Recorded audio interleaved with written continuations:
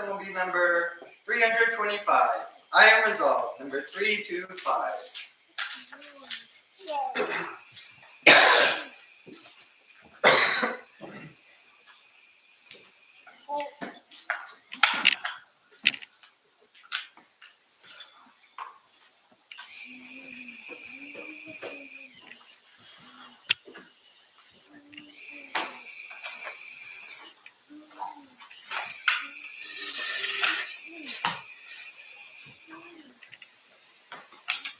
Good morning once again. Good to see everybody here.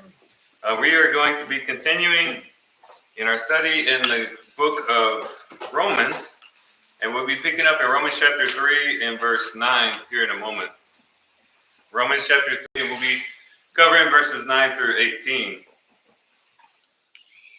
And of course, in the context, the overall context that we looked at or considered in our introductory material was that the Apostle Paul seems to be trying to get the Jews and the Gentiles on the same page. He wants to make the church at Rome kind of his launching pad to go into Spain, and he's writing them ahead of time to try to get them on the same page. The Jews have been expelled by Claudius for several years from Rome, and so the church had been primarily Gentile for several years, and then the Jews are now slowly coming back into Rome, and there could be some things going on that are a bit disruptive. They're coming back to now more primarily Gentile church, the Jews are, and it could be causing a little bit of friction. Again, you're reading between the lines there, and every section seems to fit in that mold or in that thought. And in the section that we're in, where we're talking about the condemnation of God, the wrath of God, that certainly fits as well, because the Apostle Paul is showing that, we all have a commonality, Jews and Gentiles, because all of us have fallen short.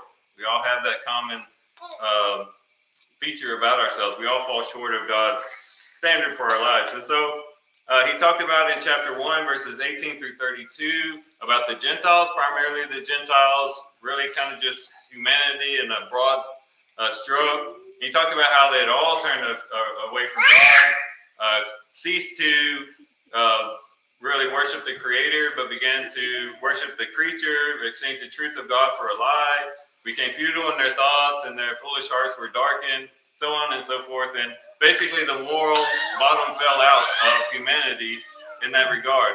And then in chapter 2, verse 1 through chapter 3 and verse 8, the Apostle Paul is focusing on the Jew. Saying, okay, you might be looking at these nations and seeing how corrupt they are and thinking that you're better than they are. And then he spends quite a bit of detail showing them that they're not any better than the Gentiles. And then more closely to our context this morning, in verses 1 through 8 of chapter 3, we saw the Apostle Paul saying, okay, does the Jews that were unfaithful to God then prove the unfaithfulness of God?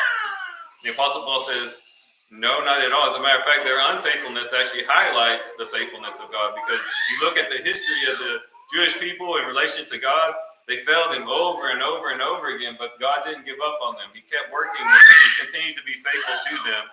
And in a sense, their unfaithfulness actually highlighted his faithfulness, was kind of the idea there. And so that brings us to verse 9 of chapter 3. And what I'd like to do is just read the verses. That way we're familiar with it again. And then we'll go back and make comment. Again, this is Romans chapter 3, verses 9 through 18. What then? Are we better? Not at all. For we have already charged that both Jews and Greeks are all under sin. As it is written, there is none righteous, not even one. There is none who understands. There is none who seeks for God. All have turned aside together. They have become worthless. There is none who does good. There is not even one.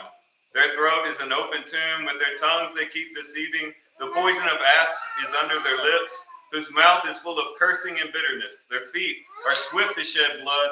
Destruction and misery are in their paths, and the path of peace they have not known. There is no fear of God before their eyes. So a very bleak picture of us as people in relation to God.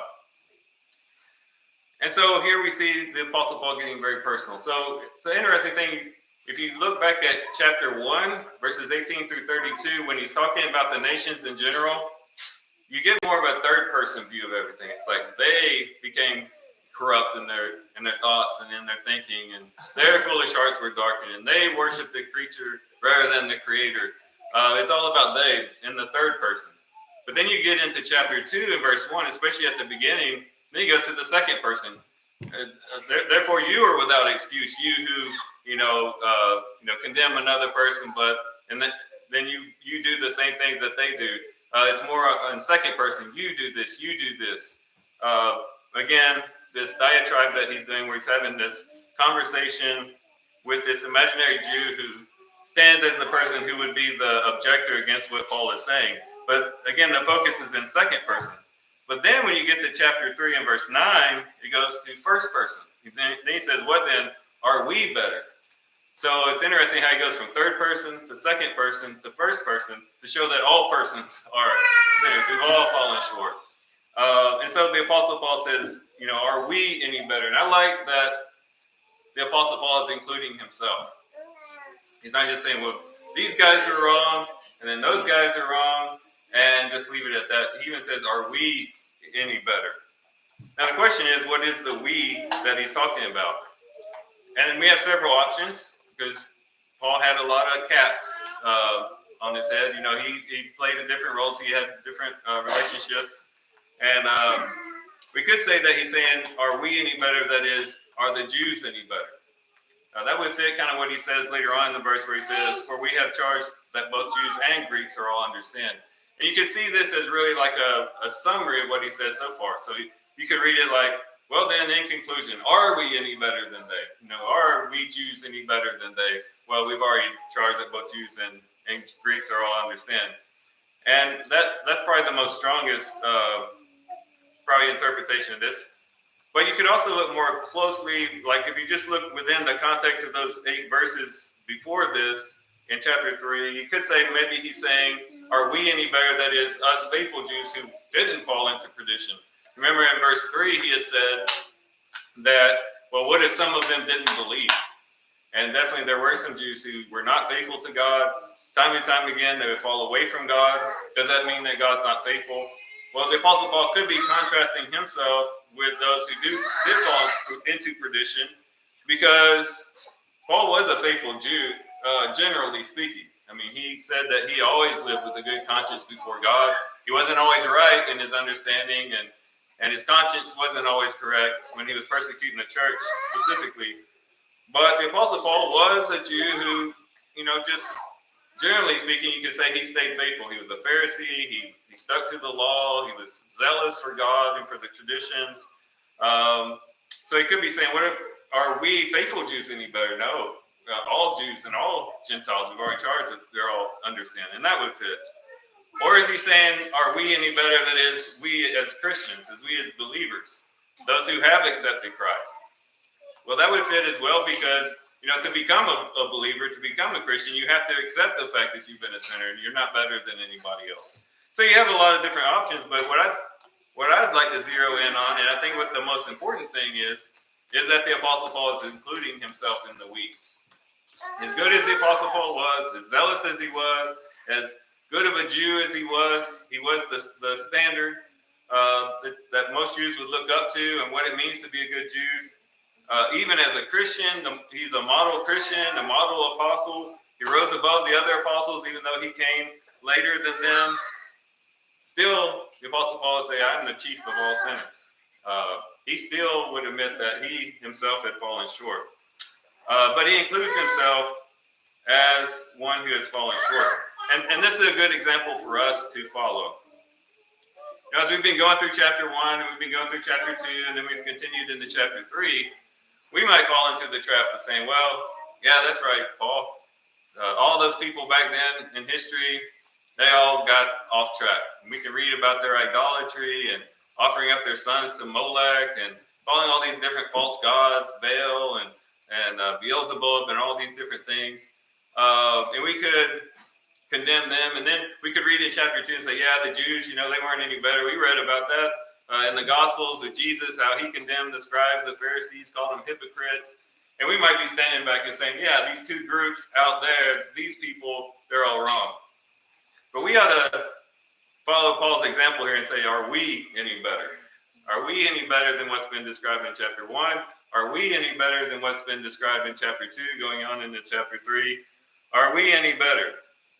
And so that's going to be our focus here this morning in our lesson. The theme for today's lesson is, in regard to sin, none of us are better than the other. We have all missed the mark. Again, in regard to sin, none of us are better than the other. We have all missed the mark. Okay, that's what we want to zero in on. So we might think, as we're going through this, we might think, well, are we really that bad? Especially maybe some who grew up in the church, grew up in the faith. Maybe we didn't live a life of crime and drugs and prostitution, and we didn't get into a lot of the things that we think are the real serious sins. And we might think, well, yeah, of course, the world is bad. Or we might look at, just our society in general has gotten off the mark, and we could start casting blame on everybody else. But we got to understand, if we've broken any part of God's law, if we've done anything that violates God's commandments, we become guilty of the whole law.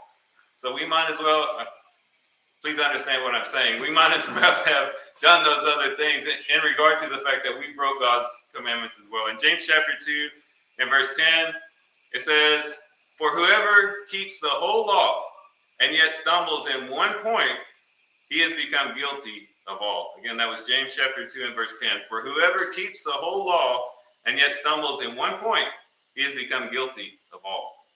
In other words, a person could go down the list and say, "Thou shalt not steal, I have not stolen." Or, "Thou shalt not commit adultery, I have not committed adultery." You might go down the line, but then they get to, "You shall not covet your neighbor's land and property," and stuff. Say, "Well, I did covet. I did want, my neighbor did have that nice tractor that time, and I did start scheming how I might get that tractor," or something like that. Well, if you might be pristine in the rest of the law, but if you broke that commandment, you still broke the law. You still are guilty of the whole law. It's kind of like a child. Maybe the child has been told, "Don't throw the baseball in the house," and the child's throwing it around, not listening, hitting it against the wall or whatever.